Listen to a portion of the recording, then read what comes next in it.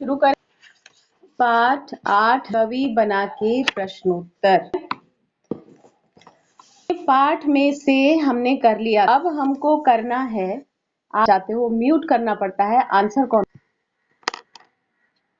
Answer मुझे देंगे आप?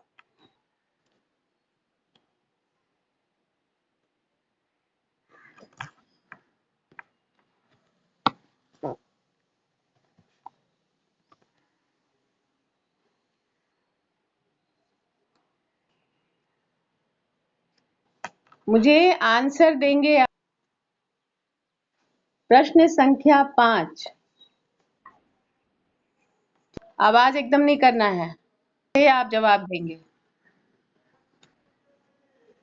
नीचे दिए गए कथन किसने, कथन कहो हम लोग नदी, प्रश्न सुनने के बाद उत्तर बोलोगे। एक ही है, क्या मत बोला, किसी की मत बोला। अच्छा, छड़ी का,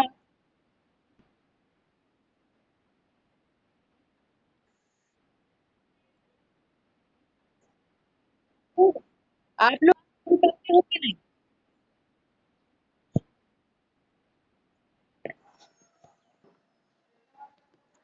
बताओ कि आप लोग एक दूसरे की आवाज सुन पाते? जब किसी एक ने उत्तर दे दिए तो फिर बारी बारी से सारे लोग क्यों बोलने लगते? अब कहते थे एकदम इनडिसिप्लिन काम करेंगे, बच्चे बोला करते थे एक या दो, समय की बर्बादी। जब आप सुन सकते हो एक प्रश्न का उत्तर आगे रहेंगे।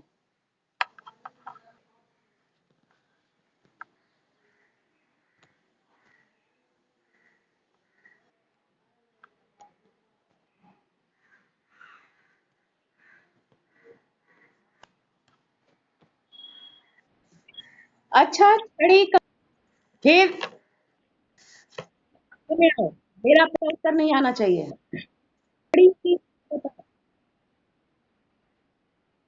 छड़ी किसने पूछा है?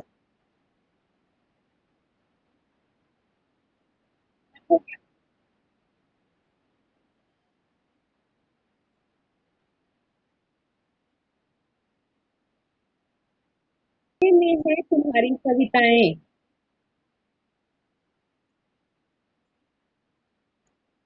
किसके बारे में है?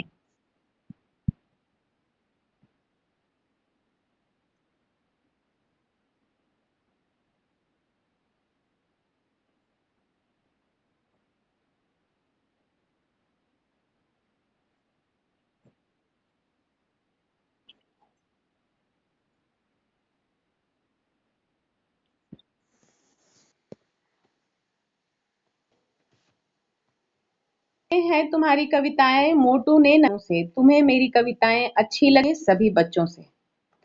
बिल्कुल नहीं लगता है।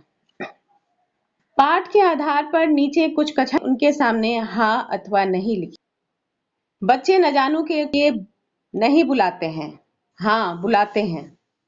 खेल में नहीं लगता था, हाँ तो एक बड़ा गायक बनना चाहता था। न जानू ने उठक बैठक लगाई, हाँ सारे बच्चे न जानू से सीखना चाहते थे, हाँ।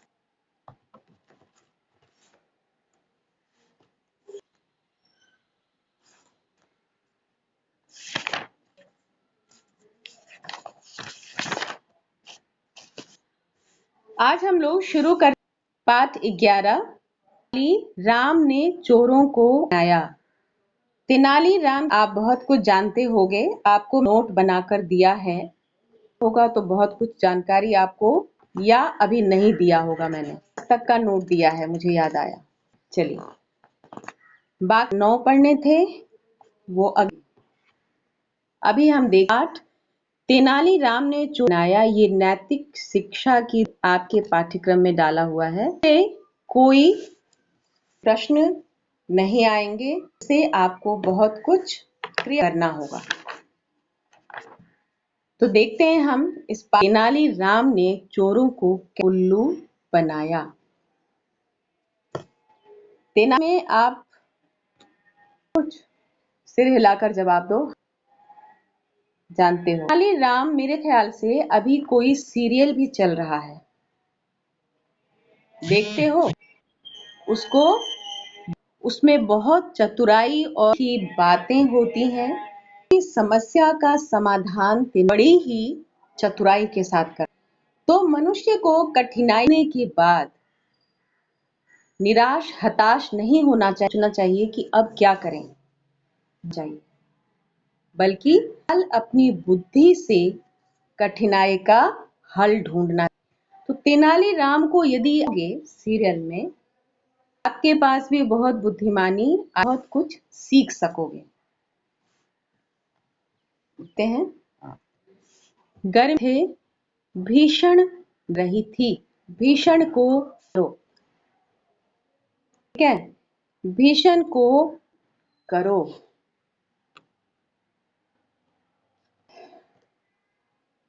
विजयनगर के तालाब सूख। गर्मी किसको बोलते हैं? मान की टेम्परेचर जब 46 चला जाए, कहीं निशान न हो, जमीन में दरारें, आसमान बिल्कुल नीला हो, सफेद, कुछ है ही नहीं, बादल निशान नहीं, जब चलती है तो गर्म चलती है। गर्मी जेठ के महीने पड़ती है। अब ये जेठ का महीना कौन? जून के, जब आपकी छुट्टियां होती हैं उस समय जेठ का महीना पड़ता है बीच में। और उस अगर भीषण गर्मी नहीं होती कि बहुत ज्यादा, भीषण शब्द का प्रयोग करते हैं जहां बहुत हो। तो पड़ रही थी। नगर के तालाब सूख गए थे। तेनालीराम कहाँ रहते हैं? विजय। ये सब सिर्फ कान से सुनना नहीं होता है, एक दूसरे को आपस में जोड़ना होता है कि कोशिश की जा रही है। नदी नाले भी एकदम सूख, ठीक है? जब छुट्टियां होती थी, इस साल तो हम लोग जा पाया, लेकिन पहला अनुभव आप याद कि गर्मियों में जब हम लोग यहाँ से पटना के लोग अगर हाजीपुर की ओर जा रहे हैं तो आप पार करना होता है। अभी यदि गंगा नदी, तो अभी नदी, ठीक है? अभी बाढ़ का, हम लोग बाढ़ की भी बहुत चर्चाएं सुन रहे हैं कि बाढ़ की विभीषिका मनुष्य इस प्रकार नष्ट कर रहे हैं। लेकिन जेठ के महीने में गुजरते हो, गर्मियों में जब आप वहां से, तो आप देखते होगे कि किनारा दिखाई देता है, किनारे तक पैदल पानी तक, ठीक है ना? बीच जहां वास्तव में नदी की गहराइयों में जो नदी की धारा होती है, बस वहीं पर पानी, और कहीं भी पानी नहीं है। कहते हैं भीषण गर्मी, इतनी गर्मी, सूरज की रोशनी सारी नमी को, अब नमी किसको कहते हैं? जिसको आप मॉइस्चराइज, धरती पर ऐसी कोई नमी आती है। ऐसे लोग गर्मी से बचने के लिए तय करते हैं। विजयनगर के तालाब सूख गए थे, भी एकदम सूख चुके थे।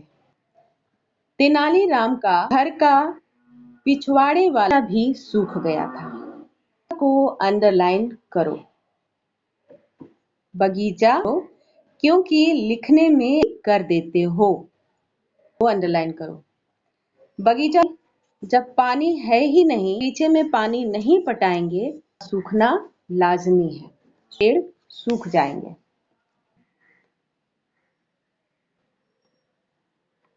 बगीचे के कुएं का पानी भी बहुत ला गया था।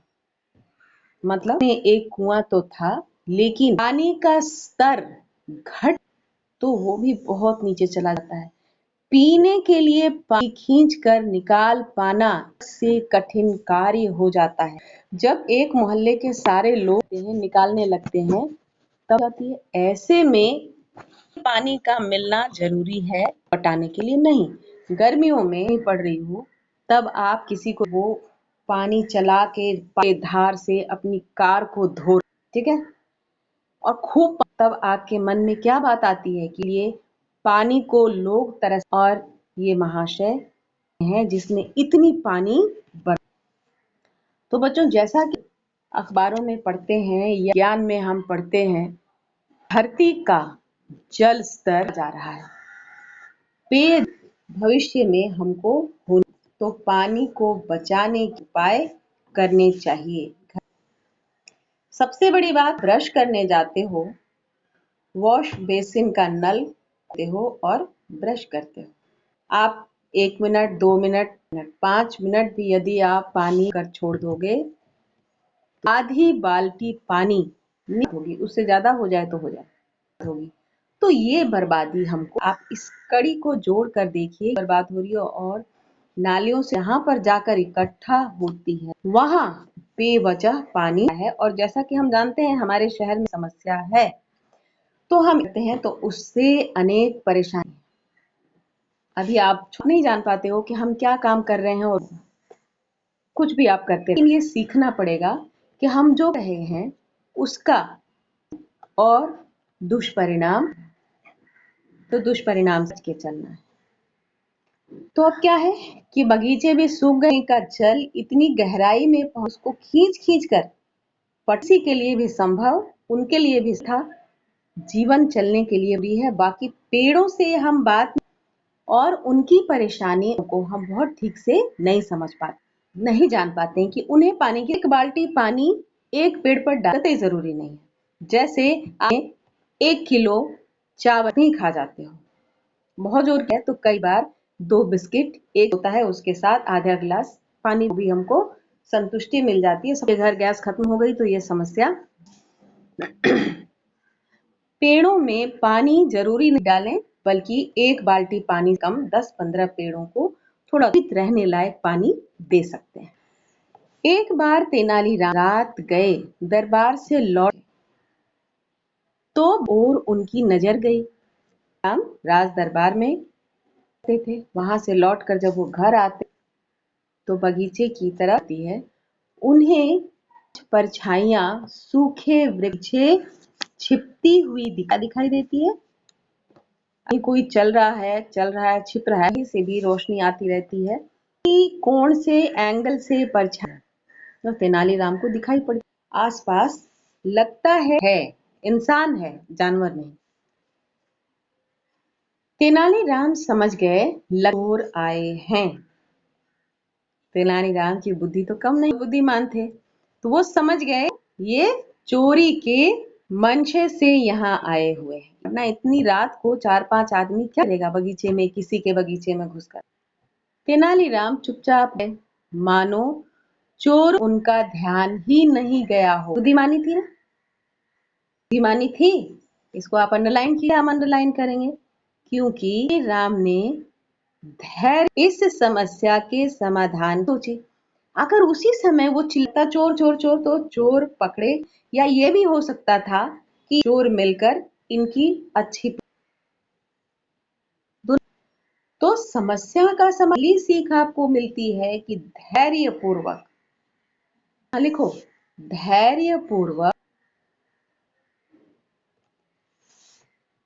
धैर्य पूर्वक कार्य कर, संकट में भी, ये लिखो ऊपर में, संकट के समय में रखना चाहिए, वहां पर लिखो।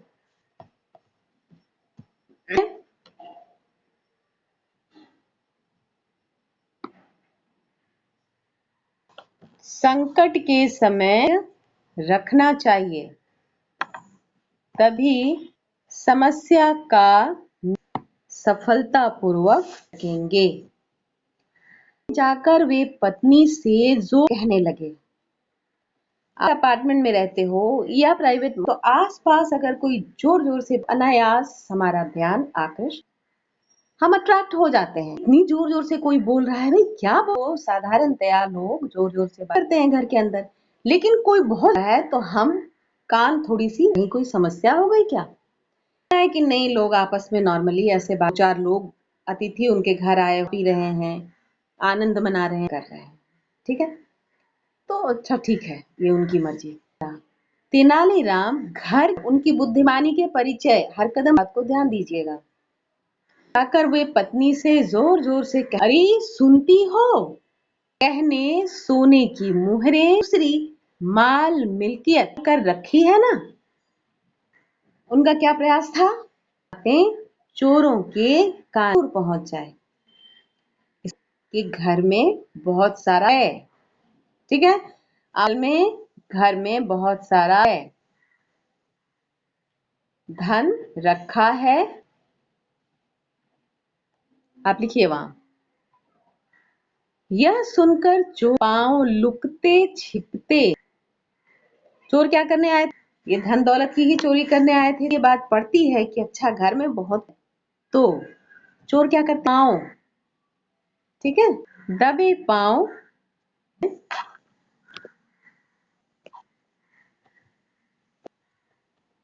लुकते, यानी कि खिड़कियों दरवाजे से किसे तेनालीराम देख लुकते छिपते वाड़े वाली खिड़की के नीचे छिप गए, ठीक है, ताकि आगे की से उनको बहुत स्पष्ट रूप सुनाई पड़े और वो लगा सकें, कंफर्म कर सकें कि कहां पर है। क्योंकि तेनालीराम ने क्या पूछा? डाल के तो रखा है ना, ठीक है ना। तो अब कि कहां पर संभाल के रखा हुआ है, किस जगह पर रखा हुआ है, किसका हुआ है, कैसे उसको छिपाया हुआ है, सब वो जब बताएगी, वर्णन करेगी, तो चोरों को सारी भी हो जाएगी, तो ये आसान हो जाएगा। तेनालीराम की पत्नी ने पूछा, क्या बात है?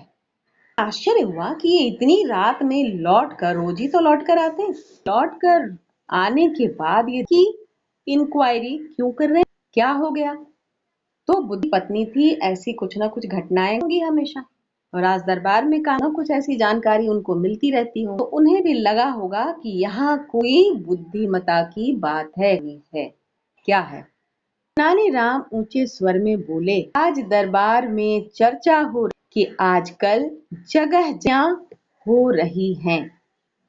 इससे मुझे हम भी गहने और मुहरें कहीं, ताकि चोर खोर थक जाएं तो न मिले। ये पूरी कहानी इसी कुछ पंक्तियों पर आधारित है।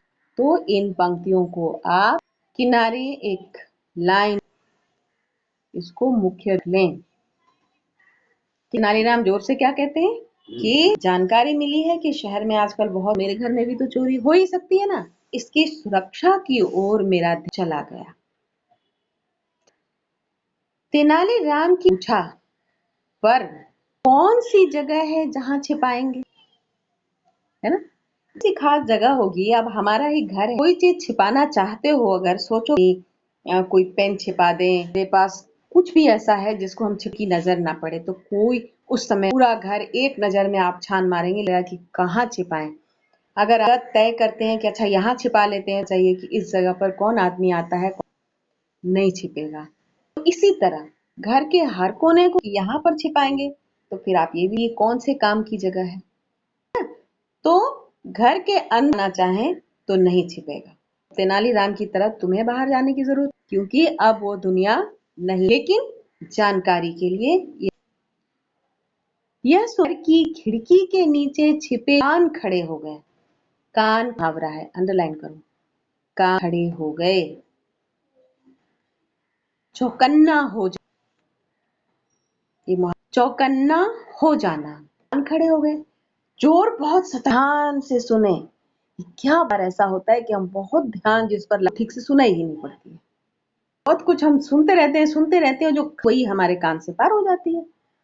तो चोरों ने ये सुनने का करते हैं, ऐसे करके सुन, कान जो है वो शायद सारी अपने में समेट नहीं रही है, तो चौकन्ना होकर सच्ची सुनते हैं।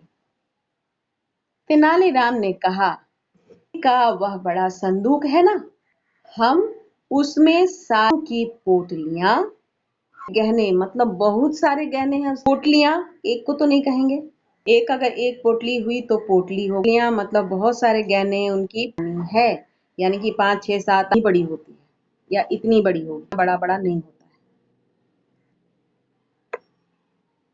पोटलियां और थैलियां, सोने के सिक्के को मोहरे, तो मोहरे भारी भारी हुआ कर, किसी दादा दादी के पास भी सोने की नहीं है, पूछिएगा उनसे कि शायद वो की मोहरे किसको कहते हैं। तो मोहरों की थैलियां इतनी बड़ी बड़ी होगी, इतना बड़ा होगा तो थैला नहीं, थैलियां इतनी बड़ी, ठीक है, मोहरों की रख देंगे। फिर आकर वह संदूक नीचे के कुएं में छिपा, कहाँ छिपाएंगे? अंदर डाल देंगे। सोच ही नहीं सकते इस तरह की बात है। हमारे यहाँ आ सकती है कि कुएं के अंदर अब टैंक में कोई चीज डाल दें भाई, अप्रोच में नहीं है, पहुंच में नहीं है कोई चीज। तो ये सुनो, देश की संस्कृति कैसे कैसे हम यहाँ तक पहुंचे। हमारे घरों में आजकल संदूक भी नहीं होता। संदूक बक्से को नहीं कहते, लोहे का भारी भारी